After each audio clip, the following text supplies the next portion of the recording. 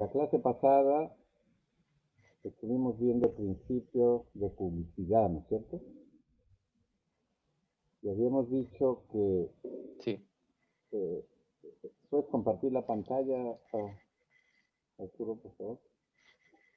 Habíamos dicho que el artículo 2012 establecía el principio de publicidad, aunque para algunos especialistas no cabe hablar de que la publicidad es un principio, sino que es más bien la naturaleza de ser del registro, o sea, podría decir casi la esencia del registro. El doctor Gunther González Barrón, que es un conocido jurista peruano, ha escrito varios libros sobre derecho registral, básicamente, dice que este artículo 2012 por sí solo no tiene ningún peso, porque dice este artículo 2012 requiere el apoyo de otros artículos, como por ejemplo el artículo 2014 que se refiere al principio de fe pública registral, o el artículo 1135 que según el cual la inscripción que se hace primero es la que tiene relevancia, ¿no?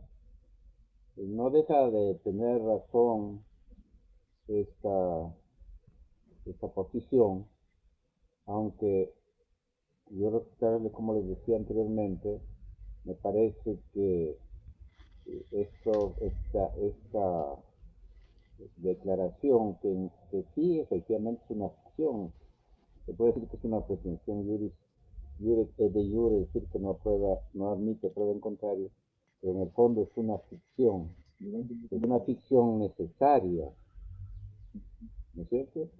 Para que no se caiga o sea, para que el registro no tenga pues o no deje de tener la fuerza indispensable para que la gente no diga no, yo desconocía lo que aparecía en el registro. En ese sentido tiene importancia. Entonces, la publicidad, según la definición de García, es la exteriorización organizada, continuada de determinadas situaciones jurídicas de trascendencia, ¿no es cierto?, de trascendencia real, destinada a producir cognoscibilidad en las personas con determinados efectos jurídicos. Y esta cognoscibilidad, ¿qué cosa significa? Significa la posibilidad de ser conocido. Entonces, la publicidad en nuestro país podría decir que es una publicidad material, pero no la que está en la diapositiva, que es más para la legislación argentina, sino en nuestro país la publicidad material vendría a ser la cognoscibilidad. En cambio, la publicidad formal vendría a ser los certificados que emite el registro, la forma como se concreta esta publicidad. Y son las manifestaciones por un lado y las certificaciones por el otro. ¿Qué significa manifestar? Significa mostrar. La manifestación significa mostrar. E incluso el hecho de que yo ahora vía internet se pueda acceder al registro, pero no hay, digamos, una expedición de un certificado, es una manifestación. Y los certificados sí son aquellos que tienen tienen una firma, tienen una exteriorización ya concreta, y son de dos clases. Por un lado son positivos o negativos, y por otro lado son compendiosos o literales. ¿Qué significa literales? Que se transcribe textualmente el contenido de los asientos. Y compendioso simplemente es una síntesis, una referencia. Entonces, antes para la compra, por ejemplo, de una casa o un inmueble, se, se- se pedía normalmente una copia literal de dominio y también un certificado de gravamen. O sea, se iba a lo que aparecía en el registro, cuáles son los asientos registrados, copia literal de dominio, y en una época en que había, digamos, se pedía hasta de 30 años, cuando la prescripción era pues, más tiempo, y ahora, bueno, se ha reducido, pero además, repito, ahora existe una, ¿cómo se llama? Un certificado que Arturo les voy a explicar, que es muy conocido, muy apreciado, si se quiere, que es el famoso CRI, CRI, o Certificado Registral Inmobiliario. Sin embargo, luego de la adopción de la Ley 30313, se ha variado un poco este tema, en la medida en que antes el Código Civil decía, tratándose del principio de fe pública registral contenido en el artículo 2014 del Código, decía que los requisitos, sobre este tema del principio de fe pública registral vamos a volver más adelante, pero les adelanto, decía que los requisitos para que se considere a una persona tercero registral, es decir, aquel que va a consolidar su propiedad, su adquisición, siempre y cuando cumpla con determinados requisitos. ¿Cuáles eran esos requisitos? Primero, que adquiera de quien aparece con su derecho inscrito en el registro. Segundo, que en el registro del código, no aparezca ninguna causal de nulidad, anulabilidad, rescisión o resolución, o ninguna causal de anulabilidad o invalidez, ¿no es cierto? O nulidad, anulabilidad, rescisión o resolución. Que, que adquiera a título oneroso, no están parando a quienes adquieren a título gratuito. Que inscriba su derecho, que logre inscribir su derecho. Y finalmente, que tenga, y es lo más importante, que tenga buena fe, porque el derecho tiene que amparar la buena fe. Pero en el reglamento del registro, en el reglamento general del registro, se modificó, en mi opinión, ilegalmente, se modificó este criterio porque el registro, perdón, porque el Código Civil decía que estas causales de invalidez no debían aparecer en los registros. Cuando se refería a los registros, comprendía el asiento de inscripción y también el título archivado. ¿Cuál es el título archivado? Es el documento o el conjunto de documentos o instrumentos públicos que dan origen a la inscripción. Entonces, también ha habido pronunciamientos judiciales contradictorios que unos decían que le daban validez al asiento solamente y otros al título archivado. ¿Qué es lo que ha pasado? Mediante la ley 30313, con la finalidad de darle mayor garantía a, a la gente, a los ciudadanos, y con combatir el fraude, se ha modificado y se ha precisado.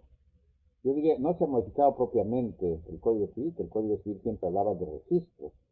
Entonces, una cuestión interpretativa es decir, había que decir es, ¿qué entiende el código como registro?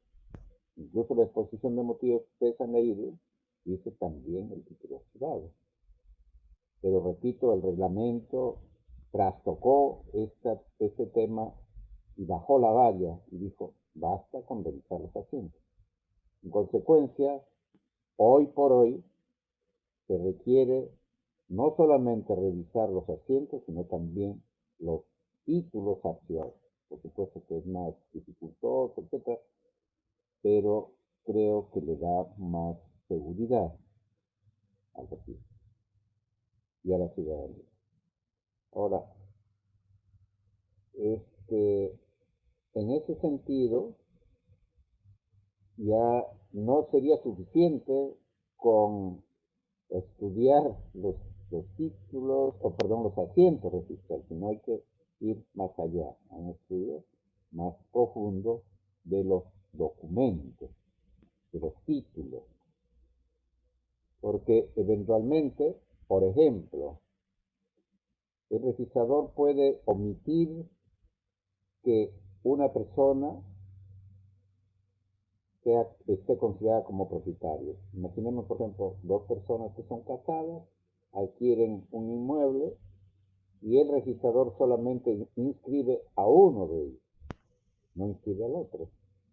Entonces, y este es un ejemplo también que pone el doctor Gunter González Barrón, cuando menciona, dice, ¿qué se va a preferir? ¿Una inscripción hueca porque el registrador se equivocó e inscribió un título, pero no consideró al otro, al otro cónyuge, no solamente a uno? Entonces, y este uno que tiene su derecho inscrito transfiere. Entonces, esa inscripción se va a convertir en una inscripción hueca porque el otro cónyuge, el cónyuge cuyo título no había sido inscrito, no había exteriorizado su voluntad. Así que ahí hay una inscripción hueca. Y por lo tanto, si se valida esa inscripción, se está perjudicando pues al cónyuge que nunca había manifestado su voluntad. Sí, Antonio, adelante. Sí, profesor, buenos días, ¿qué tal? Al respecto, yo tenía una apreciación y entiendo que en la actualidad hay muchos docentes y muchos autores que son críticos de la obligatoriedad de tener que revisar los títulos archivados adicionalmente a los asientos del registro, porque entiendo que esta obligación se vuelve ya mucho más onerosa y dado que, digamos, el Estado tiene, digamos, como uno de sus fines en relación al registro a que todas las personas de alguna manera publiciten a través de su propiedad o sus derechos, muchos de ellos ya se mantienen, digamos, renuentes, ¿no? A inscribirlos o de transferir o de adquirir una propiedad porque supone una práctica bastante onerosa, ¿no? En tener que revisar uno por uno los títulos archivados. Entonces quería saber si es que se ha propuesto alguna solución a este tipo de... Entiendo que el registro a través de el Tribunal Registral, ¿no? Perdón, la SUNARP habría dado una interpretación de que solo se debiera, digamos, tomar en consideración los asientos. Sin embargo, el Código Civil, tal como usted lo menciona, engloba a los títulos archivados, ¿no? Entonces quería saber si es que se ha propuesto algún tipo de solución, o si es que se está trabajando en ello, ¿no? A propósito también de no afectar la buena fe de los terceros, ¿no? De los adquirentes que muchas veces no se van a tomar la molestia de revisar los títulos archivados. Ya. Muchas gracias, Antonio. Justamente el tema que había generado la interpretación del, del reglamento, que bajó la valla, y no obstante que el Código Civil decía registros, el reglamento bajó la valla y dijo que estos problemas no debieran aparecer en los asientos registrales. Entonces, ese era un problema. Y en el fondo, a nadie le va a gustar perder su propiedad, ¿no es cierto? Y ahí está, pues, justamente la seguridad jurídica, y es que ha habido una interpretación, digamos, errónea basada en el propio error producido en la inscripción. En el ejemplo que estamos comentando es que el propietario, ¿quién es el propietario cuando adquiere una sociedad conyugal? El propietario es, perdón, tratando del régimen común son ambos. Entonces, si se quiere transferir esa propiedad, no basta que intervenga uno, salvo que tenga el poder del otro. Entonces, si se transfiere equivocadamente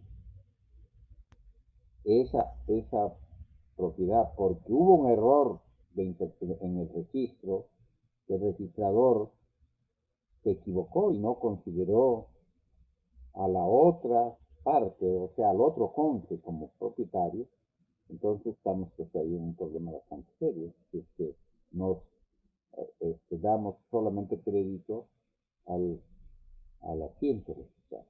Y justamente la ley 3313 ha sido dada para solucionar, o al menos pretendiendo solucionar, ese artículo, ese tema. Sí, Alexandra. Doctor, bueno, lo que quería mencionar iba más referido a lo que mencionó mi compañero hace un momento sobre que si la SUNARP había hecho como algún esfuerzo para que la revisión de títulos archivados fuera como más eficaz. Y yo entiendo que el único esfuerzo que se hizo fue como en la resolución 110/2018, en la cual se permitía como tomar fotos de los títulos archivados, pero realmente no estoy segura si esto es de mucha ayuda o no. Yeah. Sí, Cedric. Sí, doctor, ¿se me escucha? Sí. Sí, bueno, creo que un poco Sí, siguiendo Cedric. con la discusión esta sobre el 2014, que también se menciona en el texto, bueno, de su autoría que hemos revisado para este control, habían dos cuestionamientos que son distinguibles, ¿no? Uno es el referido a la licitud o no de que en un reglamento se haya incorporado esta distinción cuando claramente el 2014 anterior no lo hace, es decir, el 2014 decía por causas, o sea, se refería a los registros, ¿no? Y luego en el reglamento, es decir, una norma de inferior jerarquía, se hizo una distinción que la ley no contenía y se excluyó el contenido del título archivado. Luego se ha vuelto a modificar, luego se ha modificado el 2014 y ha quedado ya definitivamente sentado que se incluye el título archivado. Es decir, yo estoy de acuerdo con la crítica lógica, jurídica y legal de que en un reglamento se pretenda hacer una distinción que la ley realmente no contiene, ¿no? Otra discusión también ya será la de la conveniencia jurídica y comercial de tener o no tener que revisar el título archivado. En la práctica actualmente genera algunos problemas, algunos costos, porque claramente cuando se hace un estudio de títulos ahora hay que, por diligencia, incorporar, revisar y extenderse a unos alcances que antes no incluían el título archivado, ¿no? O al menos se había interpretado así. Sí, gracias, Cedric. ¿Quiénes más quisieran intervenir? Hay otros dos participantes que levantaron la mano. Kevin, Renato, adelante, por favor. adelante. Profesor, ¿qué tal? Buen día, ¿me escucha? Sí, sí, adelante. En este último punto que hemos estado tratando, creo yo que en realidad, más allá de si se ha hecho o no se ha hecho algo bajo la nueva modificación que hubo del criterio de buena fe del 2014, creo que inclusive haciendo una modificación, por ejemplo, en el supuesto en donde se eliminara la revisión ahora de los títulos archivados, el principio de publicidad que ya ahora en el registro público podría tener inclusive las mismas consecuencias, porque mediante este principio se dice que todo lo que obra en el registro es conocido absolutamente por todos. Entonces, si ello es así, se supone que inclusive, sin hacer una referencia a los títulos archivados, estos se presumirán conocidos por todos, porque precisamente obran en el registro. Entonces, creo yo que inclusive haciendo ese distingo entre la revisión o no de de títulos archivados, el registro ya de por sí tiene otros principios que generan que cuando uno quiere realizar algún tipo de acto dispositivo como una compraventa, la revisión se debe realizar en el aspecto tan básico como es un asiento registral, como en el título archivado, que ya es el aspecto intrínseco, ¿no? El del documento de donde emanó el derecho, precisamente. Muy bien, Renato. ¿Alguien más? ¿Había otra persona que quería intervenir?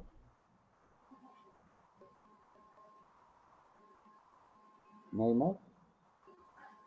Bueno, nosotros nos hemos adelantado un poco en la discusión, porque ese es un tema que es materia del principio de fe pública registral, porque la modificación, que en realidad, repito, en esencia no es una modificación del código, porque el código decía registro, el código decía que no conste en los registros. Y en consecuencia, la modificación que había hecho equivocadamente, desde el punto de vista de jerarquía de normas, el reglamento, ahora, era en mi opinión inconveniente y no era válida. Ahora, desde el punto de vista del propietario, porque ustedes saben que el principio de fe pública registral, ¿qué cosa permite? Permite que aquel que ha adquirido sobre la base del registro, en forma onerosa con buena fe, pero siempre y cuando no aparezca en el registro ninguna causal de invalidez, decisión o resolución, adquiere bien. Entonces está protegiendo ahí a aquel que es el adquirente de buena fe y consolida su propiedad, consolida su derecho, que se va a convertir en inatacable.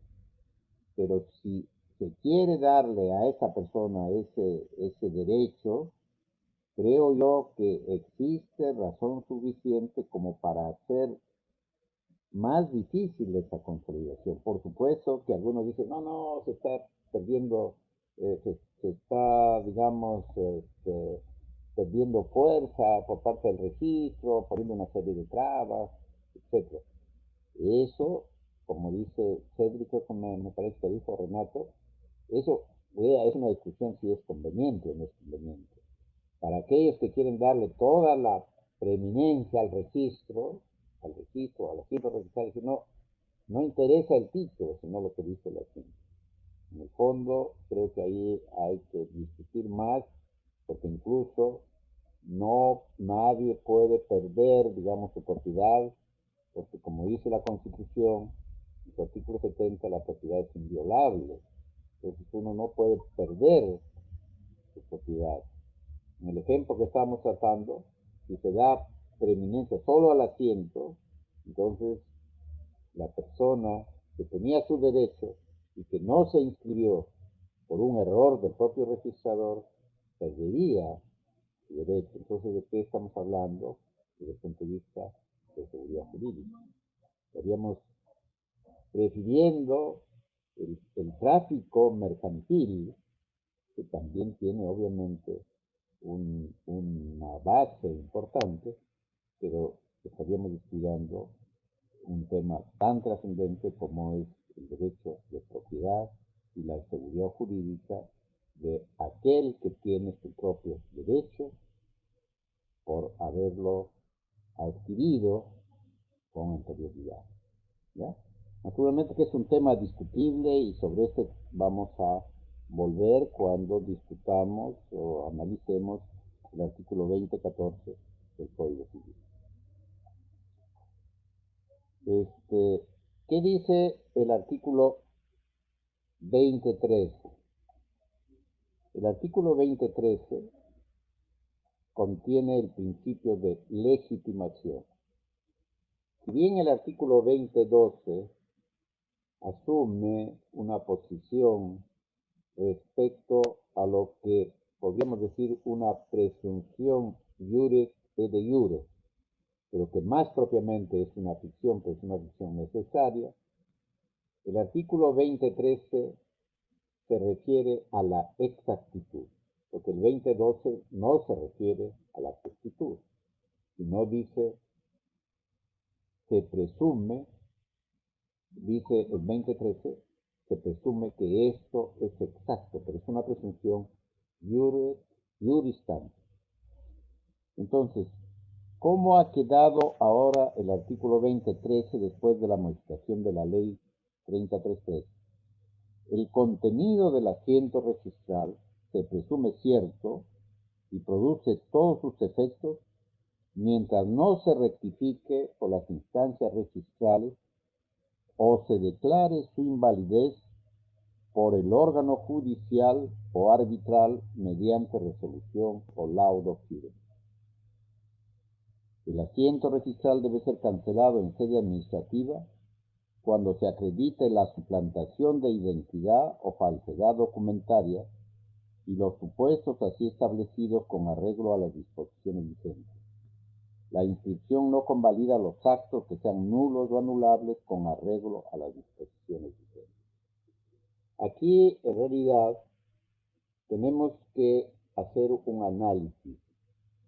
Tenemos, por un lado, la realidad, podríamos decir, la realidad jurídica o la realidad en los hechos, la realidad, si se quiere, entre comillas, y por otro lado tenemos la realidad de la inscripción. Entonces, puede darse las siguientes hipótesis. Por un lado, que no haya, que el título nunca se inscribió. Un terreno nunca llegó al registro, no está inscrito. Entonces, ahí no hay problema, porque estamos a lo que se llama extra tabulas, una situación extra tabula.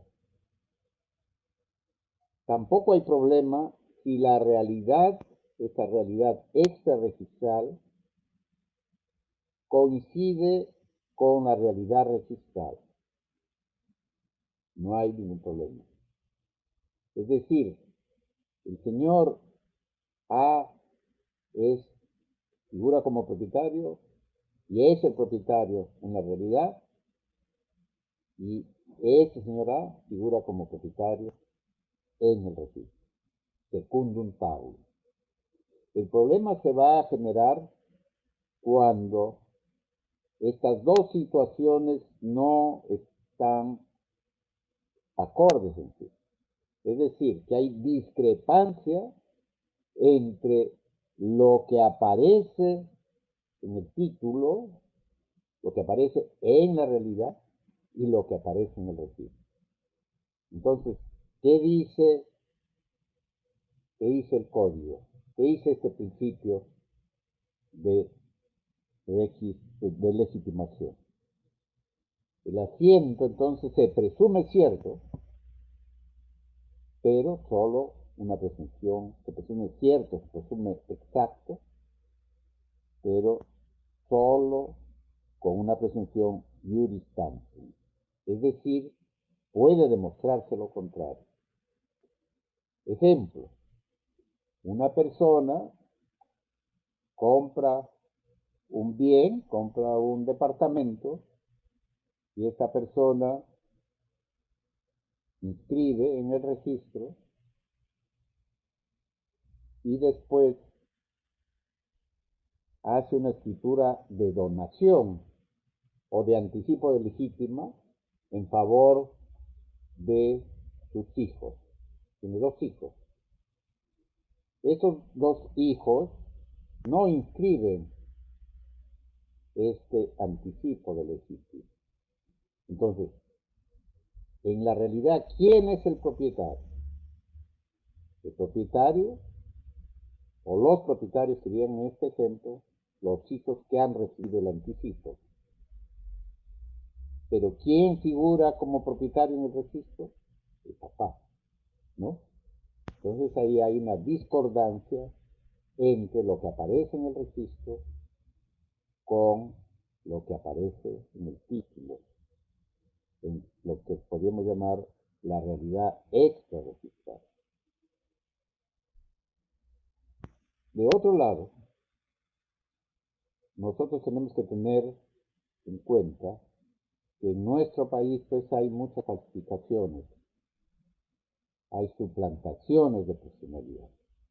Por eso es que esta modificación del 3313 está orientado a evitar que si ha habido una suplantación de personalidad o ha habido una falsificación de documentos, esta situación ilícita se consolida.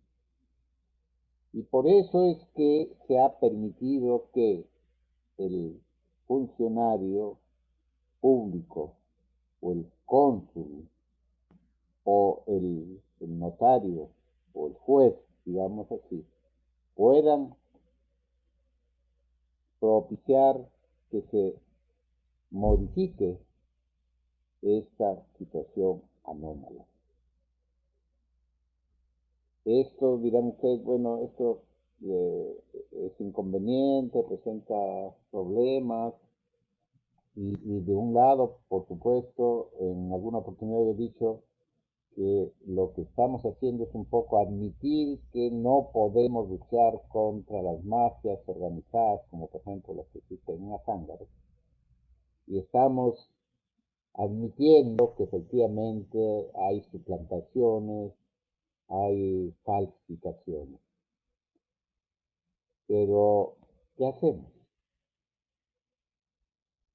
Por un lado, me parece que está bien que se recurra a estas medidas, porque de ninguna manera se puede permitir que vía suplantación de personalidad que se dan, ¿no? Ahora, claro que por supuesto con este sistema de identificación biométrica es más difícil que se den ahora una suplantación de personalidad. Pero yo recuerdo, por ejemplo, haber tenido una experiencia en la cual un día vinieron dos personas ya ancianas, dos hermanas, que habían otorgado una escritura en mi oficina y resultaron que ellas eran las propietarias de este terreno, y un día estaban pasando ahí por Zacarías, me parece, y resulta que vieron un aviso donde alguien estaba construyendo en su propiedad. Entonces vinieron de mí y me dijeron, nosotros no hemos vendido. ¿Qué había pasado? Que dos personas se habían ido a otra notaría y habían otorgado un poder a una persona, y esa persona a su vez había vendido a una compañía esta propiedad. Entonces, ¿qué había pasado? Que estas pobres personas habían sido objeto de una suplantación de su personalidad. ¿Qué podemos hacer? Mantenemos, digamos, la sacrosanta situación de que esos asientos registrales no pueden tocarse, o más bien luchamos contra esta lacra que nos va, digamos, a dar seguridad. No se olviden ustedes también que hubo aquí una famosa situación con el caso Orellana, que conocía aparentemente estos efectos del principio de pública registral y actuaban organizadamente para despojar de su propiedad a una serie de personas. Entonces, ese artículo 3013 también le está dando la posibilidad a que vía laudo, porque la justicia arbitral tiene ahora el mismo peso que la justicia ordinaria, que también vía laudo se pueda modificar el contenido de este asiento registrado. ¿Para qué? Para adecuarlo a la realidad, que es lo que se considera, digamos, fundamental. A ver, Arturo, tú, no sé si tienen algún comentario en relación con lo que estoy diciendo yo, o de repente están discrepando, también yo acepto la discrepancia, aquí no hay la posición de que el magister dicti. Jacqueline. Profesor, sí, yo tenía una consulta sobre la falsificación de documentos. Eh, Entiendo que se puede pedir la cancelación de la inscripción, pero, o sea, ¿se pide la cancelación cuando el título está en calificación o cuando ya se inscribió? Y se pediría al mismo, o sea, a la misma SUNAR, o ya tendría que estar mediante un proceso judicial. Mira, ¿qué dice la ley ahora? Dice, el asiento registral debe ser cancelado en sede administrativa, cuando se acredite la suplantación de identidad o falsedad documentaria y los supuestos así establecidos con arreglo a las disposiciones vigentes. Es decir, se puede hacer la cancelación en sede administrativa siempre y cuando se acredite la suplantación, porque hay incluso una disposición transitoria que modifica el decreto legislativo del notariado, que dice lo siguiente, ¿no? En el caso de inscripciones sustentadas, o sea, ya está inscrito en instrumentos notariales protocolares o extraprotocolares presumiblemente falsificados, el notario al que supuestamente se atribuye la actuación notarial deberá presentar la solicitud de anotación preventiva en el diario de la oficina registral dentro de los 5 días hábiles contados desde que tuvo conocimiento bajo su responsabilidad. Igual procedimiento le corresponde al notario que tome conocimiento de la falsificación de un instrumento protocolar o extraprotocolar que se le atribuya y se haya insertado un instrumento que diera lugar a la inscripción registral. La presentación posterior a dicho plazo no constituye una causa de inadmisión o improcedencia de la solicitud del notario ante el registro. La anotación preventiva tendrá la vigencia en un año contado a partir de la fecha del asiento de presentación. Si dentro de ese plazo se anota la demanda judicial o medida cautelar que se refiere a este mismo hecho, dicha anotación judicial se correlacionará con la anotación preventiva y surtirá sus efectos desde la fecha del asiento de presentación de esta última. La interposición de estas acciones judiciales corresponderá a aquellos que tengan interés legítimo en la nulidad de la inscripción obtenida con el título falsificado. Vencido el plazo de la anotación preventiva que fuera solicitada por el notario, si no se hubiera anotado la demanda o medida cautelar, dicha anotación preventiva caduca de pleno derecho. La presente anotación preventiva será procedente, aunque el actual titular registral sea un tercero distinto al que adquirió un derecho sobre la base del instrumento notarial presuntamente falsificado. Entonces, depende, pues, si hay falsificación o si hay suplantación, y aquí se le da, digamos, facultad y también se le establece una obligación al notario, ¿no? En esta modificación del decreto legislativo 1049. La otra disposición transitoria dice, disposición transitoria sexta, en el caso de inscripciones sustentadas en instrumentos públicos protocolares en las que presumiblemente se habría suplantado al o a los otorgantes o a sus respectivos representantes, el notario ante quien se otorgó dicho instrumento debe presentar la solicitud de anotación preventiva en el diario de la oficina registral dentro de los 5 días hábiles contados desde que tuvo conocimiento bajo su responsabilidad. Y más o menos dice que el plazo, si se presenta después, no causa inadmisión, etcétera, pero va a haber una responsabilidad, etcétera. Bueno, pero aquí vemos que va a haber una anotación preventiva, ¿no es cierto?, en base a la actuación del notario. ¿Y cuál es la diferencia entre falsificación y suplantación? La suplantación viene a ser la suplantación de personalidad, es decir, la sustitución del titular, ¿no es cierto?, del derecho por otra persona. ¿Cómo se hace esa suplantación? Se hace con la presentación de instrumentos de identidad falsos, ¿no es cierto? Y en algunos casos se complementa, pero el otro simplemente la falsificación es una, digamos, utilización de documentos que no son verdaderos, que no son reales. O sea, en un caso hay una suplantación de la persona en sí, y en otro caso hay una alteración de los documentos, ¿no? Dos hipótesis que han sido dadas, contempladas en esta ley 3313 para luchar contra el fraude. Esa es, digamos, la razón de ser. Y allí tiene que estar tanto el notario como el registro complementando. Ceti, dime. Doctor, una consulta.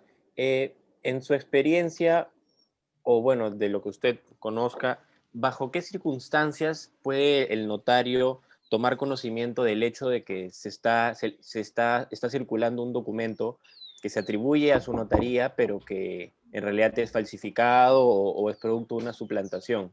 Es decir, si bien entiendo que esta disposición confiere esta posibilidad de que el notario pueda realizar la anotación preventiva y que lo haga bajo responsabilidad, ¿cómo puede el notario llegar a tener conocimiento de que está sucediendo estos hechos delictivos, ¿no? Bueno, puede ser que muchas personas pueden venir, por ejemplo, donde el propio notario y decirle, doctor, tengo este testimonio, esta escritura de poder, por ejemplo, se ha otorgado ante usted. Uno ve que no es, o sea, es una posibilidad de que uno pueda conocer. La otra posibilidad es que un colega, ¿no es cierto?, también le comunica y se ha dado esta situación, ¿no? Y a veces los propios interesados vienen y le consultan a uno, dicen, esto está sucediendo. O sea, esa es la experiencia que yo tengo en que se ha producido esta falsificación, esta alteración de la realidad, ¿no? O sea, hay diferentes maneras de conocer, pero más que nada se van a producir por la propia manifestación de la gente que está interesada, o sea, el propietario que se da cuenta, no alguien que comunica al notario esa realidad, esa situación, ese proyecto.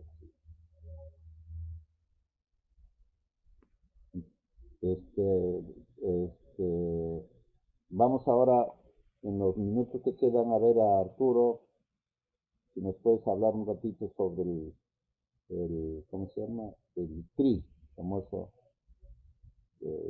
certificado registral inmobiliario. Sí, si me permite unas O ya no palabras tiempo. sobre lo que hemos venido comentando. Bueno, primero un paréntesis a Sí, todos los cómo que han no. mandado su control por correo electrónico. Ya les he respondido con recibido. Si es que no han recibido esa respuesta, por favor, vuélvanlo a enviar. Luego, sobre el tema de los principios registrales. En general, quisiera comentarles que van a ver muchas veces cuando lean resoluciones del Tribunal Registral que ellos citan al Reglamento General de Registros Públicos para poder interpretar los principios registrales. Pero hay un tema que tenemos que tener en cuenta, que es que la fuente principal de los principios registrales no es el Reglamento General de Registros Públicos, sino el Código Civil. Existen casos, inclusive, en los cuales podemos llegar a conclusiones distintas si leemos el código o si leemos el reglamento. Por ejemplo, en el caso del principio de fe pública registral, en donde en el Reglamento General de Registros Públicos únicamente se hace referencia a la necesidad de revisar los asientos registrales, cuando esto claramente no es así, y de hecho nunca lo ha sido. El título nunca ha estado desconectado del asiento. En nuestro sistema registral, que se basa y se sustenta en la calificación registral, el documento es aquello que le da vida, el documento que se materializa en un título es aquello que le da vida al asiento. No se encuentran disgregados, ¿no? Un asiento de inscripción sin título no tiene razón de ser. ¿Y eso porque muchas veces van a ver en la práctica que los funcionarios públicos, como cualquier persona, son pasibles de cometer errores? Por eso es que, como consejo para la vida profesional, ustedes deben desconfiar en el buen sentido de la palabra de todas las actuaciones, cuando hagan un estudio de títulos, por ejemplo, que puedan tener los funcionarios públicos, sean los abogados certificadores, sean los registradores, incluso el propio tribunal registral. Entonces, por eso es importante que ustedes, con su formación sólida, puedan identificar posibles errores que hayan dado mérito, por ejemplo, inscripciones equivocadas, y soliciten la rectificación de ser el caso. Bueno, esto hasta ahora ya hemos llegado al límite del tiempo permitido para la clase, pero como le comentaba al doctor Serra, es importante saber qué es un CRI, para qué sirve y cómo está compuesto. Entonces, por una cuestión de tiempo, yo preferiría al comienzo de la próxima clase empezar con ese tema, porque tengo un CRI real que quisiera mostrarles y también podría usarlo como ejemplo para explicar su importancia. Entonces, preferiría verlo en la próxima clase, profesor Becerra.